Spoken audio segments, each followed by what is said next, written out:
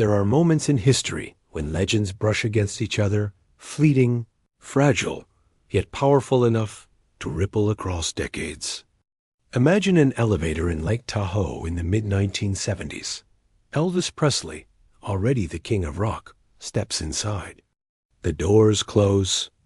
There, standing quietly with his brothers, is a young Michael Jackson, eyes wide, voice still carrying the innocence of youth, yet already touched by the fire of destiny.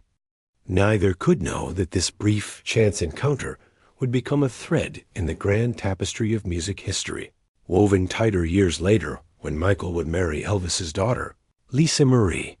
This is not myth, but memory, and it's a love story, a legacy, and a lesson all in one.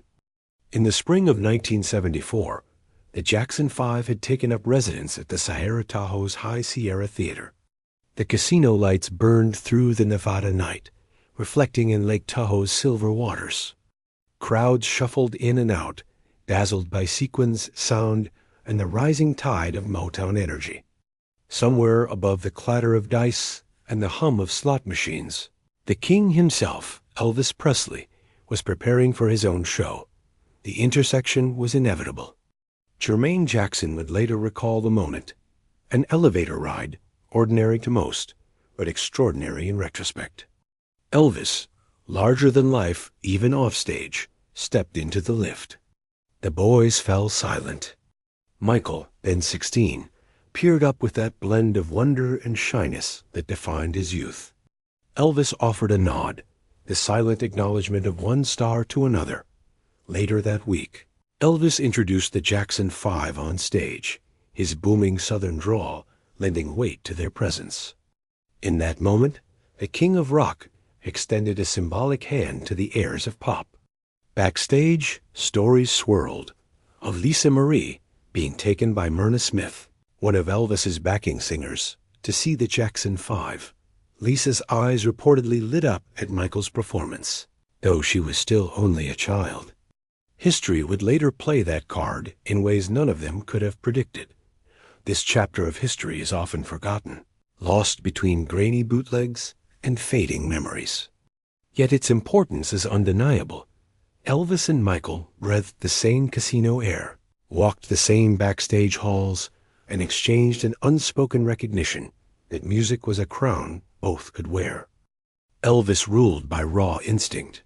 His crown was forged in sweat, rebellion, and the primal rhythm of rock and roll. Michael, meanwhile, was a sculptor of perfection. Every move calculated, every note sharpened until it gleamed like glass. Though their styles were worlds apart, both men bore the burden of being the king. Elvis carried the South on his shoulders, forever tied to the cultural earthquakes of the 1950s.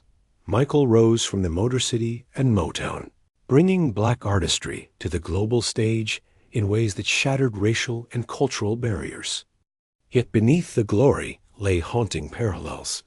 Fame that isolated, crowds that adored but consumed, and the constant chase for peace in a world that gave them none. For Michael, Elvis was both a warning and a blueprint. He watched carefully, absorbing not just the music, but the lessons of excess, collapse, and the danger of becoming trapped in one's own legend. 2 decades later, history circled back with poetic inevitability. Michael, now crowned the king of pop, met Lisa Marie Presley, the only daughter of Elvis. What began as friendship blossomed into something deeper, a union that shocked tabloids and enchanted fans. Their 1994 marriage felt like destiny scripted by the stars. The son of Motown and the daughter of Memphis, 2 dynasties intertwined. Behind the spectacle, however, lay vulnerability. Michael longed for someone who could understand the suffocating cage of fame. Lisa carried the weight of her father's ghost. Their love was real, but it was burdened by scrutiny, expectation, and wounds too deep for either to heal in time. Yet for a moment, the world believed. They walked hand in hand, kissed on stages, and whispered promises that seemed to bridge the gap between Graceland and Neverland. It was as though the elevator in Tahoe had opened again, this time carrying not just Elvis and Michael, but their families and futures bound together. Fame is a double-edged sword, and both Elvis and Michael knew its blade too well. Elvis, bloated and weary, died in 1977 at just 42. Michael, haunted by insomnia, reliance on doctors, and the crushing pressure of his own throne, would meet his end in 2009 at 50. Lisa Marie became the witness to both tragedies, the collapse of her father and the fall of her husband. She once revealed that Michael feared he would end up like Elvis, a prophecy fulfilled in ways that still ache. Their shared narrative is not simply one of music, but of mortality, of how brilliance can burn so bright it consumes itself. The parallels are chilling. The adoration, the isolation, the reliance on chemicals to keep performing, and the desperate search for solace in a world that never let them rest. Both were kings who gave the world everything and lost themselves in the process.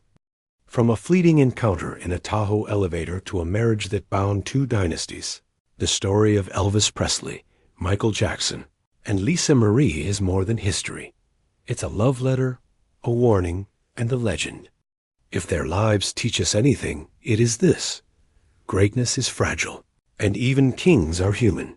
Let their story remind you to cherish art, love deeply, and protect those who give us their light before it fades.